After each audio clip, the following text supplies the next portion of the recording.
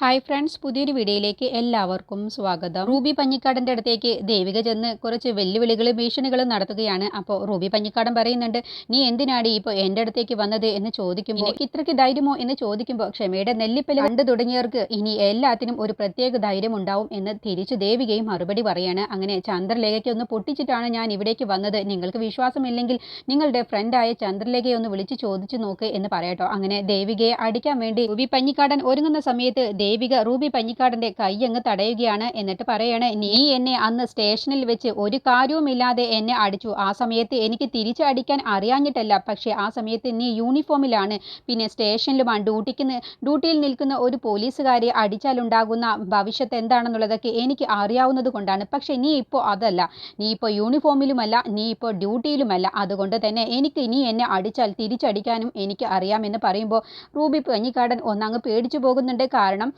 ഈ സമയത്ത് ഇവളെ എന്തെങ്കിലും ചെയ്താൽ അത് എനിക്ക് തന്നെ ദോഷമാവും എന്ന് മനസ്സിലാക്കുന്നത് കൊണ്ട് തന്നെ അങ്ങനെ റൂബി പഞ്ഞിക്കാടനെ ദേവിക പോകുന്ന സമയത്ത് ഒരു കാര്യം ഓർമ്മപ്പെടുത്തിയിട്ടാണ് പോകുന്നത്. നിനക്ക് പോലീസ് കംപ്ലൈന്റ് അതോറിറ്റിയിൽ നിന്നും ഒരു വിളി വരും, ഈ ഉൾപ്പെടെയുള്ള ഒരു കസ്റ്റഡി മരണത്തിന്റെ പേരിൽ തൽക്കാലം അത്രയും അറിഞ്ഞാൽ മതി എന്നും പറഞ്ഞിട്ടാണ് ദേവിക പോകുന്നത്. അപ്പോൾ ആ സമയത്ത് റൂബി പഞ്ഞിക്കാടൻ എന്താവും ദേവിക പറഞ്ഞതിന്റെ അർത്ഥം എന്ന് മനസ്സിലാവാതെ നിൽക്കുകയാണ്. ഇത് അക്ഷരയും നിരഞ്ജനും ഇരുട്ടിനെയും പരുന്തിനെയും കാണാൻ വേണ്ടി ചെല്ലണം, ഞങ്ങൾ നാളെ കിടപ്പാടം ഇല്ലാത്തവരാവാൻ വേണ്ടി പോവുകയാണെന്ന് പറയുമ്പോൾ പരുന്ത് ചോദിക്കുകയാണ്, എന്താണ് സാർ, എനിക്കൊന്നും മനസ്സിലായില്ല എന്ന് പറയുമ്പോൾ നിരഞ്ജനും അക്ഷരയും കാര്യങ്ങളൊക്കെ പറയാണ്.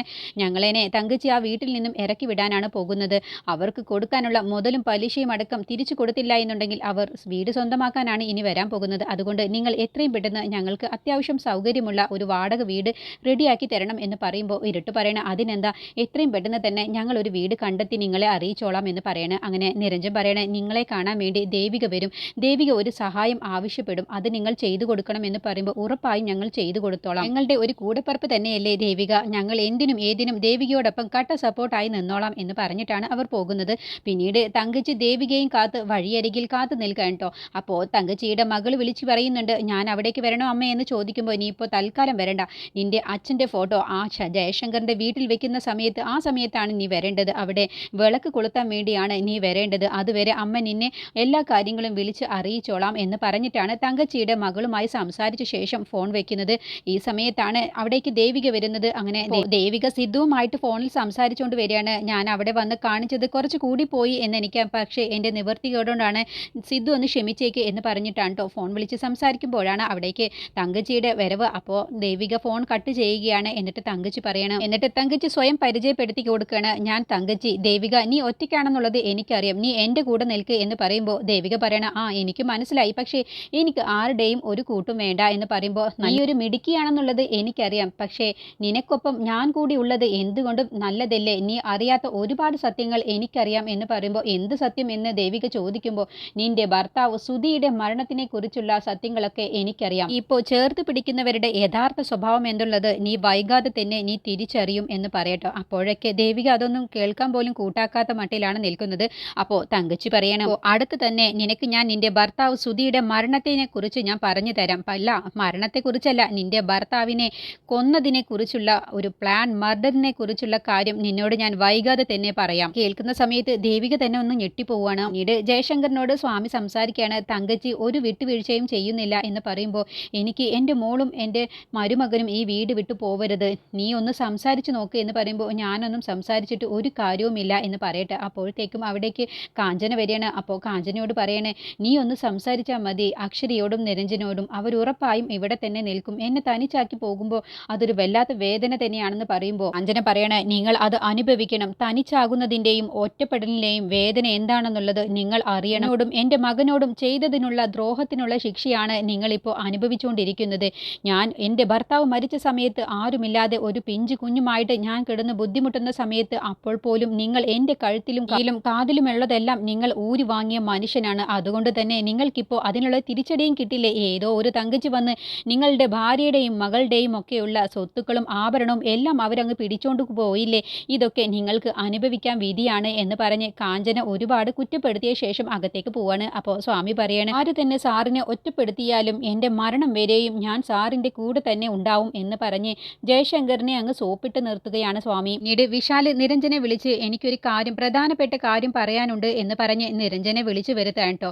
വിശാല് നിരഞ്ജൻ വരുന്നതിൻ്റെ മുന്നേ പിന്നെ വക്കീലിനെ ഫോണിൽ വിളിക്കുകയാണ്. എന്നിട്ട് ഞാൻ ഇക്കാര്യങ്ങളെല്ലാം ഇനി എല്ലാ സത്യങ്ങളും എൻ്റെ മനസ്സിൽ ഒളിപ്പിച്ചു വെച്ച എല്ലാ സത്യവും ഞാൻ ഇന്ന് നിരഞ്ജനോട് പറയും എന്ന് പറയുമ്പോൾ അതെല്ലാം പറയാതിരുന്നൂടെ എന്ന് ചോദിക്കുമ്പോൾ ഇല്ല, എനിക്കത് പറയണം, ഇനി എൻ്റെ മനസ്സിലുള്ള എല്ലാ സത്യവും എനിക്ക് നിരഞ്ജനോട് പറയണം എന്ന് പറഞ്ഞിട്ടാണ് ഫോൺ വയ്ക്കുന്നത്. അങ്ങനെ നിരഞ്ജൻ വന്നു കഴിഞ്ഞ ശേഷം എല്ലാ സത്യവും വിശാൽ അങ്ങ് പറഞ്ഞു കൊടുക്കുകയാണ്. എനിക്കൊരു പ്രധാനപ്പെട്ട കാര്യം പറയാനുണ്ട് എന്ന് പറഞ്ഞുകൊണ്ടാണ് തുടക്കമിടുന്നത്. എൻ്റെ മനസ്സിൽ ജയശങ്കറിനോടുള്ള പകയും വിദ്വേഷവുമാണ് ഇക്കണ്ട കാലവും എൻ്റെ മനസ്സിലുണ്ടായിരുന്നത്.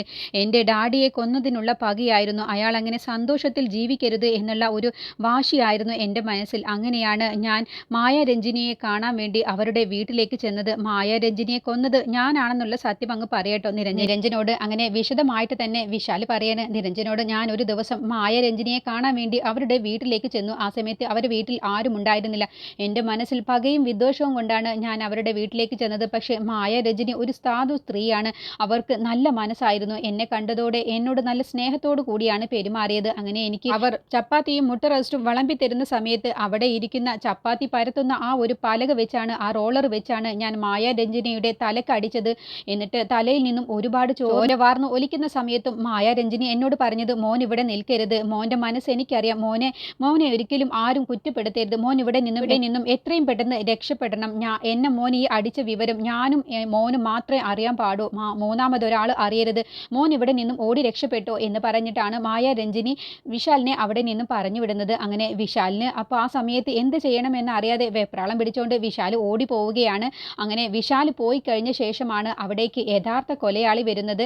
അങ്ങനെ വിശാൽ ഓടിപ്പോകുന്നത് അയാൾ കാണുകയാണ്. അങ്ങനെ മായ രഞ്ജിനിയുടെ അടുത്തേക്ക് ആ യഥാർത്ഥ കൊലയാളി ചെല്ലുകയാണ് കേട്ടോ. എന്നിട്ട് അയാളുടെ കൈ കൊണ്ടാണ് മായ രഞ്ജിനി മരിക്കുന്നത്. പക്ഷേ വിശാൽ കരുതുന്നത് വിശാൽ തലയ്ക്ക് അടിച്ചത് കൊണ്ടാണ് മായ രഞ്ജിനി മരിച്ചു എന്നാണ് കരുതിയത്. എന്നിങ്ങനെ വിശാൽ വിശദമായി പറഞ്ഞു കൊടുക്കുന്ന സമയത്ത് നിരഞ്ജൻ പറയാണ്, നീ അടിച്ചത് കൊണ്ടല്ല മായ രഞ്ജിനി മരിച്ചത്, അതിൽ വേറെ ഒരു യഥാർത്ഥ കൊലയാളി ഉണ്ട് എന്ന് പറയുമ്പോൾ വിശാൽ അങ്ങ് ഞെട്ടിപ്പോവാൻ കേട്ടോ.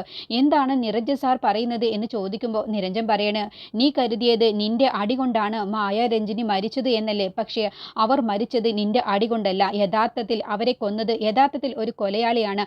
ആരാണ് അയാൾ എന്നുള്ളതാണ് നമ്മൾ ഇനി കണ്ടുപിടിക്കേണ്ടത് എന്നാണ് കേട്ടോ വിശാലിനോട് നിരഞ്ജൻ പറയുന്നത്. അപ്പോൾ വിശാൽ അങ്ങ് ഞെട്ടിപ്പോവാണ്. അപ്പോൾ ആരാണ് മായ രഞ്ജിനിയെ കൊന്നത് എന്നങ്ങ് ചോദിക്കുമ്പോൾ അതാണ് നമ്മൾ ഇനി കണ്ടുപിടിക്കേണ്ടത്. നീ പോയി കഴിഞ്ഞ ശേഷമാണ് യഥാർത്ഥ കൊലയാളി അവിടെ എത്തിയതും മായ രഞ്ജിനിയെ കൊന്നതും എന്ന് പറയട്ടെ. അങ്ങനെ മായ രഞ്ജിനി മരിക്കാനുള്ള എല്ലാ കാര്യവും വിശദമായിട്ട് നിരഞ്ജൻ വിശാലിനോട് പറഞ്ഞു കൊടുക്കുകയാണ്. അങ്ങനെ മായ രഞ്ജിനിയെ കൊന്നത് സ്വാമി തന്നെ ആയിരിക്കും കേട്ടോ. അക്കാര്യമാണ് ഇനി നാളത്തെ എപ്പിസോഡിൽ കാണിക്കുന്നത്. വീട്ടിലെത്തിയ ശേഷം ദേവിക നിത്യയോടും മനോഹരനോടും കാര്യങ്ങളൊക്കെ സംസാരിക്കാൻ കേട്ടോ. റൂബി പഞ്ഞിക്കാടനുമായി സംസാരിച്ചതും ചന്ദ്രലേഖ ഇട്ട് പൊട്ടിച്ചതും എല്ലാം സംസാരിക്കുകയാണ്. അവരിനി വെറുതെ ഇരിക്കാനൊന്നും സാധ്യതയില്ല എന്ന് പറയുന്ന സമയത്ത് മനോഹരനോട് ദേവിക പറയാണ്, അവർക്കിനി ഒരു ചിന്തിക്കാൻ പോലുള്ള അവസരം പോലും കൊടുക്കരുത് എന്ന് നിത്യയും ദേവികയും കൂടി പറയാണ്. അവർക്ക് തുടരെ ഓരോ പണികൾ കൊടുത്തുകൊണ്ടേ ഇരിക്കണമെന്ന് പറയാണ്.